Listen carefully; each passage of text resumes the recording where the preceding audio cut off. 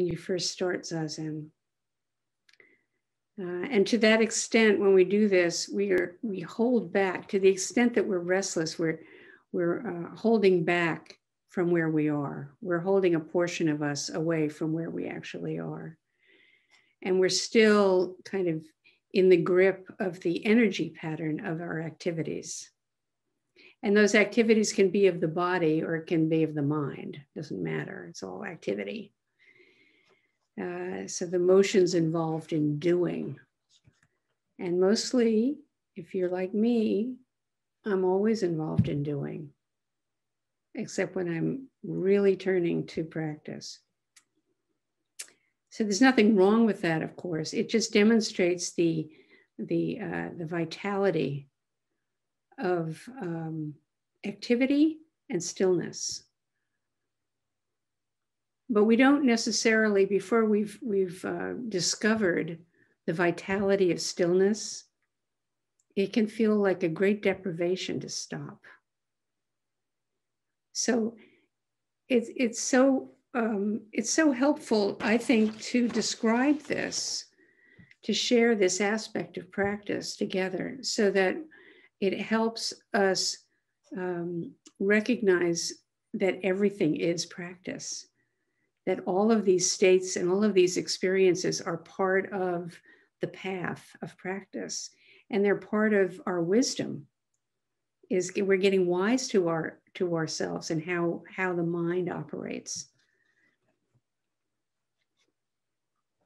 So I often talk about willingness, and it's really helpful here again to check on our willingness to let go of the kind of doing that we ordinarily are so identified with, and experience the vitality of non-doing, the vitality of the non-dual. And it's a process. It's a process. And it's important to remember that nobody's making you practice. Nobody is making you practice. You are following your heart's desire. You're following a deeper calling. But then there's always the self that is the creature of habit, that actually doesn't really want to do this. And that's used to being busy. And that's used to making the world and making it interesting and keeping it going. So stopping all of that takes a period of transition, and it takes willingness to experience that transition. And patience is our method for enacting this transition. That's what we call up to help us in this transition of quieting down into Zazen, in this case. We're talking about Zazen. From activity to stillness. Releasing our hold on mental and physical activity. And allowing it also to release us, because in a certain way, it feels almost as though that activity holds us, holds me. And that's where the resistance and the struggle can be, right?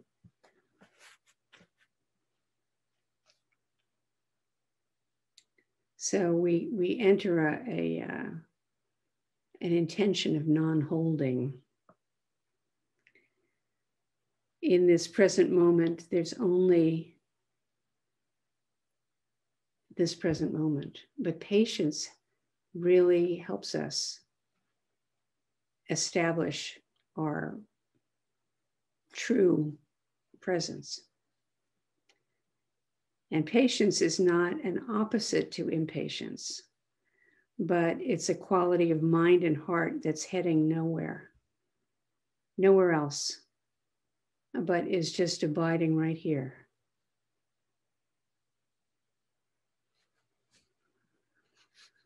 We could say we're idling.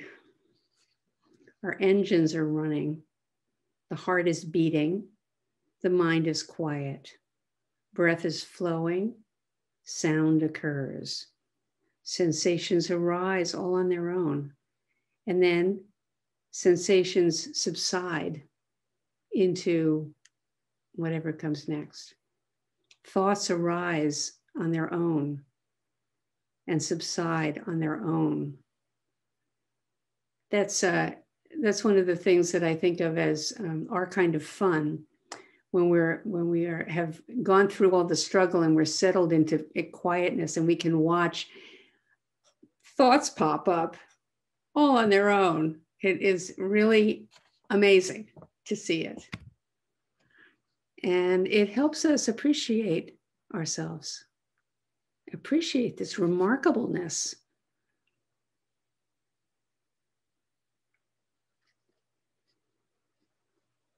When we practice patience, we're in a state of friendship with whatever is flowing as our experience. It's really important to bring a quality of friendship to our experience. We talk a lot about self-compassion. Well, we can talk about friendship. Actually, one of the roots, the linguistic roots of metta means friendship. And I think that generally, I remember when I was studying with Aitken Roshi, and I got back from the 3-month training period that I did in Hawaii.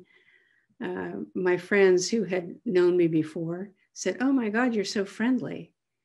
I thought, yeah, Zen is friendly. I mean, it's about becoming friendly. Friendly, not only in the social sense, but friendly with our own experience. Enjoying our own experience and all of the oddity of it that we may never have noticed until we're more aware. So we don't judge our experience. We don't fiddle with it. We don't grab onto it or push it away. And that's the way that regular Zazen practice is so helpful, because you really have to kind of clear out a lot of distractions to be able to settle down that much, to just stop fiddling all the time.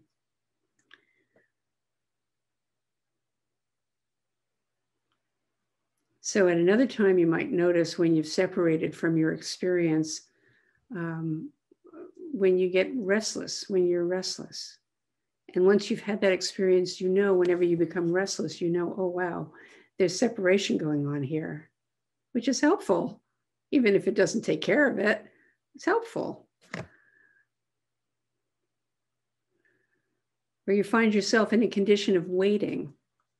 And sometimes that happens in Zazen. I'll notice that I'm in a pretty good concentrated state, and then somewhere along the line, it melded into just kind of waiting for the bell to ring. So identifying that experience of waiting is also another gift of working with and investigating patience in our life. When we separate from our experience, we get restless. Or we start waiting. We're in a state of waiting. And maybe tedium arises. I recognize tedium as a state that comes up often for me the second day of Sesshin. It's a certain kind of energy that is still. It's a gripped stillness, but it's still wanting entertainment. And so there's some tedium there. A vague anticipation or a wish for change, something juicy and colorful to come along. I remember thinking, I was at a Sesshin and somebody got a toothache. And they left Sesshin. And I thought, I wish I had a toothache. Anything, no matter what it is, just to break it up a bit. But so what's helpful is to recognize it's a state of mind and energy, and it changes. Everything changes. Sesshin, we really get a look at how everything in our own self system is constantly changing, because you can have some very strong state of mind or emotional mood or something that hits you, and it's so real and it's so familiar and it's so strong, and you think, this is it.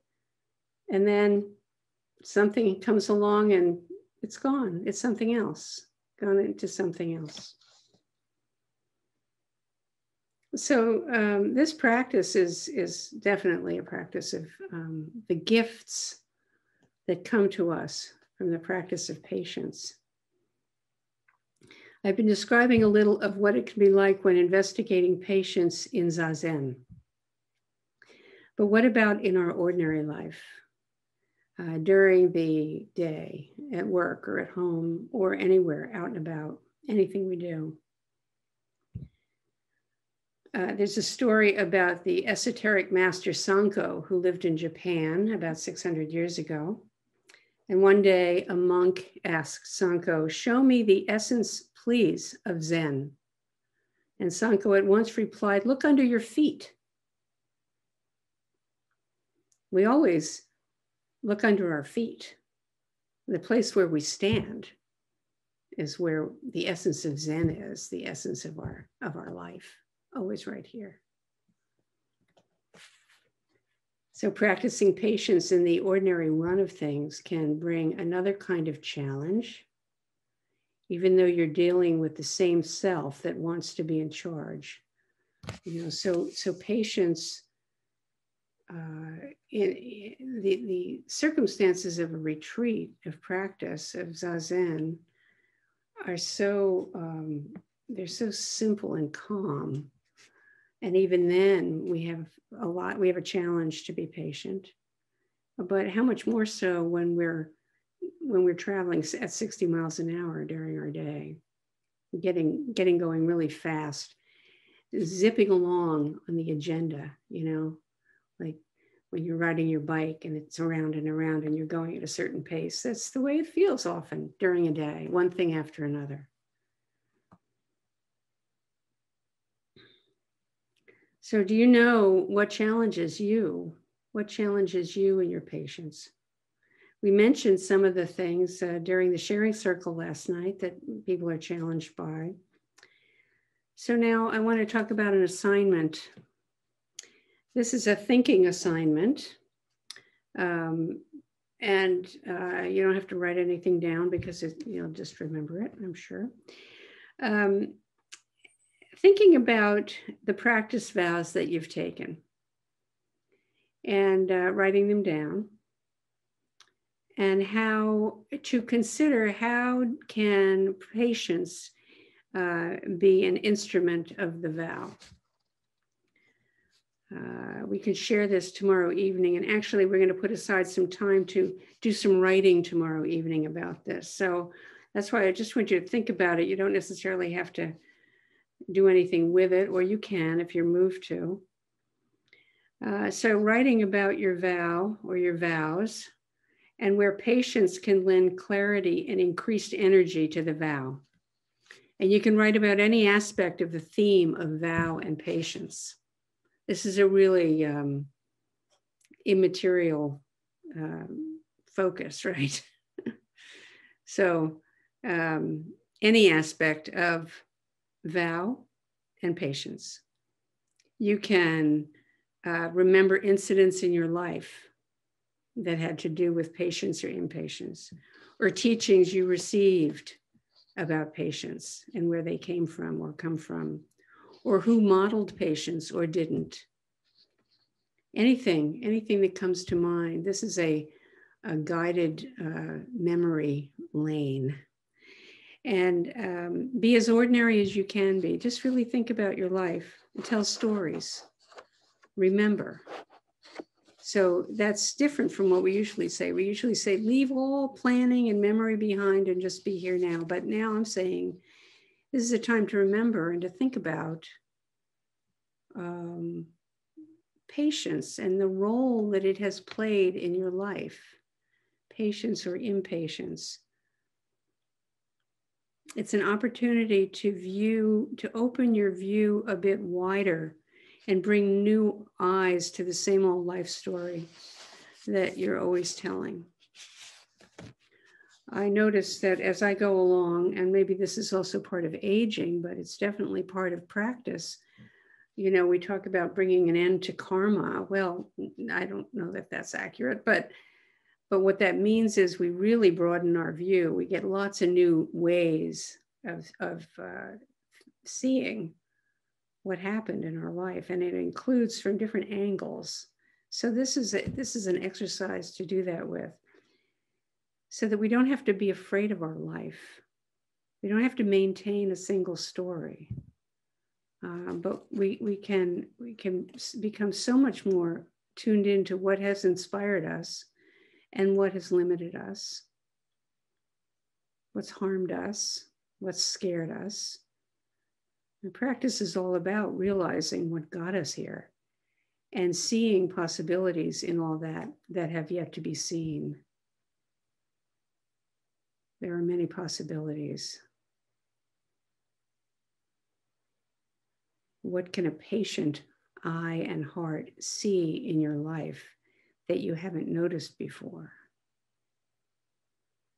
So that's what I want you to think about during the day tomorrow. Also notice things that you haven't noticed before, bringing this new patient person into your life. Some of you are quite patient already. You don't have to come up with anything. You don't have to feel pressure to have some massive insight. You're just resting in that theme. There's always more to be seen. That's the wonder of it all. That's the wonder of not knowing, kind of the core of our practice. We are people of not knowing, people of the way, people who don't know the way. So let's have another period of Zazen.